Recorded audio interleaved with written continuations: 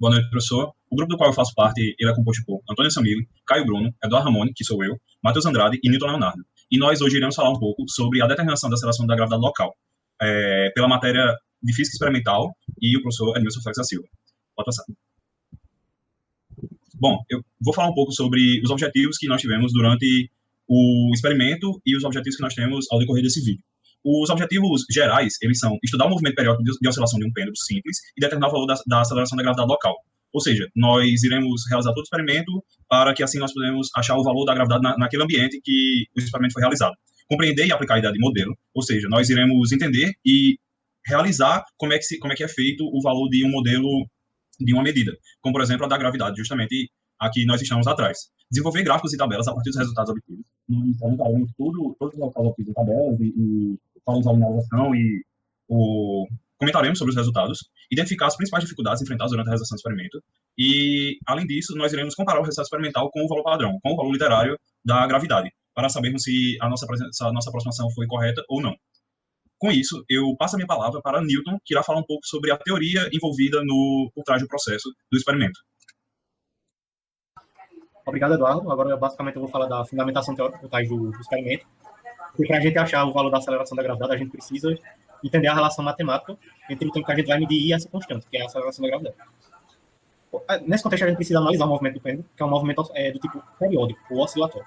É basicamente um movimento em que um corpo ele é deslocado de uma posição em que ele se mantém em equilíbrio e sobre ele age uma força restauradora e faz ele tender a voltar a essa posição de equilíbrio. E, por sua vez, faz ele oscilar em torno dessa posição. Então, movimentos periódicos, movimentos ondulatórios, o movimento circular uniforme, o movimento de rotação e translação dos corpos celestes, etc. Bom, ao movimento periódico, associam-se geralmente três grandezas físicas escalares principais, que é basicamente o período, a frequência e a frequência angular. O período é basicamente o tempo que leva para o corpo completar uma oscilação. A frequência é o número de oscilações dividido por um determinado período de tempo. E a frequência angular é basicamente a variação angular sobre o período. E a partir disso, a gente obtém essas relações matemáticas, que dizem que o período é o inverso da frequência, assim como a frequência é o inverso do período, e também que relaciona o período à frequência angular. Bom, o movimento de um pêndulo, além de ser um movimento periódico, também é um movimento harmônico simples. O que é um movimento harmônico simples? É quando o deslocamento, é quando a força restauradora que age sobre o corpo em oscilação, quando essa força ela é proporcional ao deslocamento inicial. E pela lei de Hooke, a gente deduz que essa força é proporcional a menos 1 vezes a constante, vezes uma constante que geralmente é uma constante da mola, se for um sistema massa-mola, vezes o deslocamento. Igualando essa força, que é igual a menos K vezes o deslocamento, a massa vezes a aceleração, que pela segunda lei de Newton é a definição de força, a gente também tem que a aceleração do corpo em oscilação, ela é igual a menos 1 vezes a constante dividida pela massa do corpo, vezes o seu deslocamento. Bom, por cálculos derivacionais, a gente pode relacionar esse termo K sobre M à frequência angular, e botando essa aceleração em termos da frequência angular, a gente acha que a aceleração será igual a menos 1 vezes a frequência angular ao quadrado vezes o deslocamento. Bom, agora vamos para a definição de pêndulo. O pêndulo é basicamente quando um corpo ele é suspenso, quando um corpo suspenso por um fio inextensível e de massa desprezível, ele é deslocado de uma posição inicial, formando um ângulo θ, então ele é soltado dessa posição, oscilando em torno dessa posição de equilíbrio. Vale destacar também que o corpo é tratado como uma massa pontiforme. Bom, e para que a oscilação seja um movimento harmônico simples, basicamente é necessário que o ângulo θ, que eu falei, seja pequeno. O ideal é que ele seja menor do que 10 graus. Bom, desse modo, a gente determina algumas relações matemáticas para a gente chegar na forma que a gente quer para achar a aceleração da gravidade. Bom, a força restauradora que age sobre esse corpo, como interessa para a gente só a força tangente à trajetória dele, essa força vai ser igual ao peso da partícula, ou seja, massa vezes a aceleração da gravidade, vezes o seno de θ, que é para achar justamente a componente tangente à trajetória. Essa força multiplicada por menos 1, já que o ângulo θ é menor do que 10 graus, pode ser aproximado para menos a massa vezes a aceleração da gravidade vezes θ, que, pela relação que a gente fez anteriormente, será igual a menos mg sobre o deslocamento da partícula dividido pelo comprimento do fio. Bom, colocando para achar a aceleração, a gente divide a força pela massa, achando aí menos a aceleração da gravidade sobre o comprimento do fio vezes o deslocamento, e pela relação da aceleração com a frequência angular, a gente determina o período como sendo igual a 2π raiz quadrada de L sobre G, e, portanto, a aceleração da gravidade que a gente quer encontrar será igual a 4π quadrado vezes o comprimento do fio sobre o período ao quadrado. Bom, eu vou passar agora a minha palavra para Caio, porque foi ele que realizou o experimento em sua casa, e agora ele vai falar um pouco mais sobre os detalhes do experimento. Obrigado, Newton. Então, eu vou falar um pouco sobre os materiais utilizados no experimento e como foi o passo a passo para a gente chegar nos resultados que nós obtivemos. Passa o slide, por favor. Pronto. Quanto aos materiais, para poder fazer um pêndulo com um comprimento de mais ou menos 1 metro de extensão, a gente precisou de um pouquinho de margem para poder amarrar e fixar o pêndulo, né? Amarrar o peso e fixar o pêndulo. Então a gente usou um varal de aproximadamente 1,20 m para realizar o experimento, uma laranja para fornecer massa ao sistema, e para poder fazer as medidas e as anotações, a gente usou um cronômetro e um transferidor. Pode passar. A realização do experimento consiste basicamente em você soltar o pêndulo de um determinado ponto, e esse ponto ele deve ser o mais preciso possível. Então, usamos um transferidor para determinar que essa medida o ponto inicial do movimento seja de aproximadamente 10 graus, não ultrapassando 10 graus nos movimentos. E a gente sempre tenta deixar ele um pouco parecido, mesmo não sendo totalmente possível. Aqui a gente tem uma foto de como ficou o pêndulo, e tivemos alguns problemas, porque não tivemos como fixar ele realmente na parede, porque eu não tinha como furar a parede. Então eu coloquei ele no varal que já tinha aqui em casa e amarrei o varal no outro varal. E aí fiz o pêndulo. E aí também tinha a questão da janela, porque eu fiz muito próximo a uma janela e o vento podia atrapalhar bastante o sistema, causando alguns erros que o Matheus vai comentar mais na frente. E outra coisa também é que eu realizei o experimento numa altura eu moro no 5º andar, mas eu fixei o pêndulo praticamente no teto da minha casa, então seria mais ou menos uma altura de um prédio de 6 andares. E aí dá uns 30 metros, assim, em relação, e dá uma diferença no resultado. E como o varal ele é flexível, ele não consegue se manter rígido durante todo o movimento, ele também acaba dando algum problema na coleta dos resultados. Aqui tem algumas fotos do experimento, né, de como a gente fez, o transferidor, aqui como ficou mais ou menos o pêndulo. E pronto, outra tentativa de fixar o pêndulo na parede usando Durex, mas não deu certo porque o Durex acabava que ele não resistia. Pronto, e agora sim eu vou passar minha fala para a Samira e ela vai falar um pouco mais sobre a coleta dos dados em si. Obrigada, Caio. Bem, agora eu irei discutir os resultados obtidos por meio da realização do experimento para determinar a aceleração da gravidade local. Como foi dito anteriormente por outros membros do grupo, este experimento ele consiste na observação do movimento periódico de um pêndulo simples para diferentes comprimentos de medida, sendo estes 1 metro, 0,75 metros, 0,5 metros e 0,25 metros. Então, nós como grupo inserimos os dados obtidos para cada medida em tabelas. Primeiramente, temos aqui as tabelas referentes ao comprimento de medida da corda do pêndulo, quando L era igual a 1. Então, analisando a tabela acima, vemos que esta tem 5 colunas, e a primeira diz respeito ao número de tentativas do experimento realizadas, que no total foram 10. Já a segunda coluna, ela diz respeito ao tempo total em segundos medidos para as 10 oscilações do pêndulo. Já a terceira coluna, ela refere-se ao período T, que foi calculado através da divisão do tempo total por 10.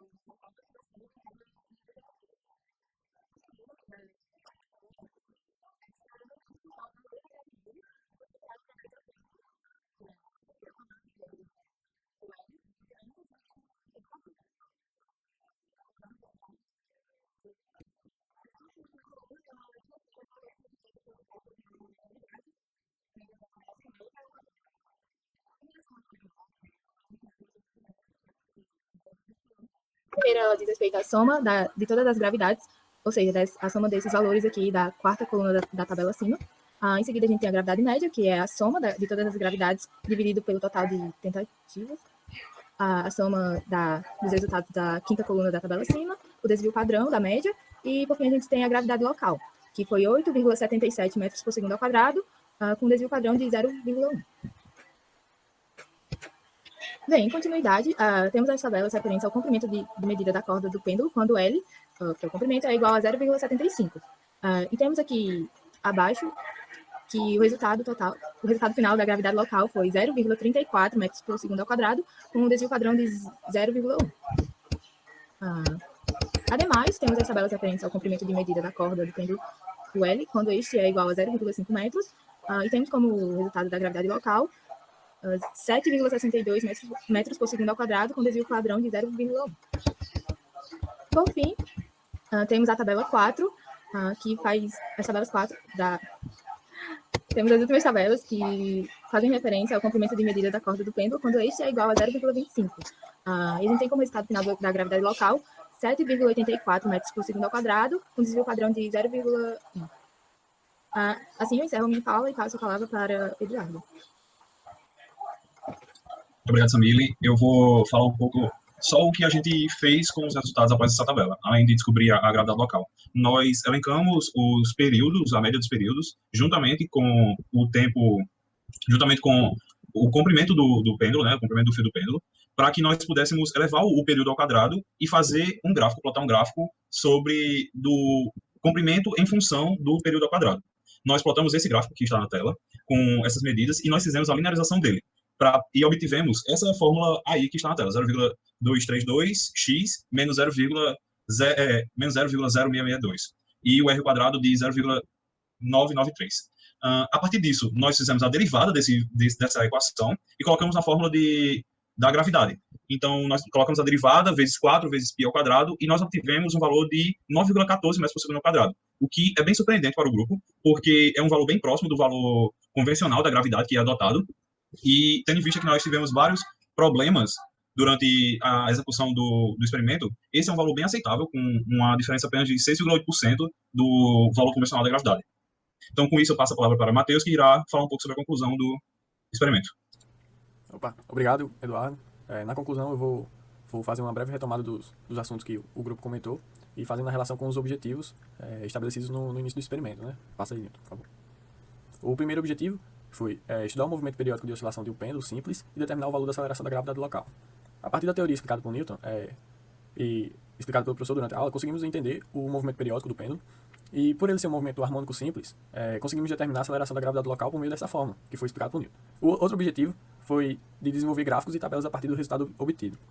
Com aquela fórmula anterior, realizamos pela planilha o cálculo da aceleração da gravidade local. E nesse gráfico, nesses 4 pontos, determina exatamente a gravidade local de acordo com os experimentos de cada comprimento. Tem de 1 metro, 0,75, 0,5 e 0,25 metros por segundo ao quadrado, que é o da gravidade local. Podemos perceber que esses valores eles diferem muito do valor literário, que é 9,8.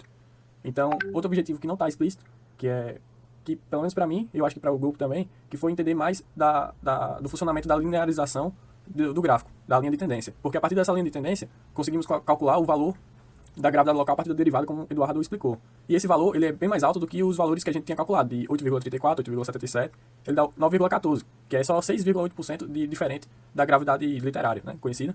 E essa é a linha de tendência, ela que fez esse valor aumentar. Então, outro objetivo, volta aí, Newton, por favor, que era comparar o resultado experimental com o valor padrão. Como Eduardo falou, esse valor foi muito aceitável, já que 6,8% não chega nem a 10%, e é um valor bem baixo comparado às dificuldades que tivemos em realizar o experimento. E essas dificuldades foram, como o Caio explicou, e a gente pode dividir em 3 tipos de erros, né? Os erros grosseiro, o erro sistemático e o erro aleatório. O erro grosseiro é o tipo de erro que podemos solucionar, que consegue retirá-lo totalmente do experimento. O erro é o da angulação, que tinha que soltar o pêndulo a uma angulação sempre a mesma, porém, como é um ser humano, essa angulação, ela é um pouco... Ela pode ser, com certeza será, bem diferente de todas as tentativas. Isso, mesmo que seja mínimo, modifica o resultado final. A altura, que ele falou que foi de 30 metros, isso afeta no resultado final da gravidade local. E por ser um fio flexível, quando o pêndulo ia na oscilação máxima e mínima, ele fazia esse movimento circular, que aí poderia atrasar a oscilação do pêndulo.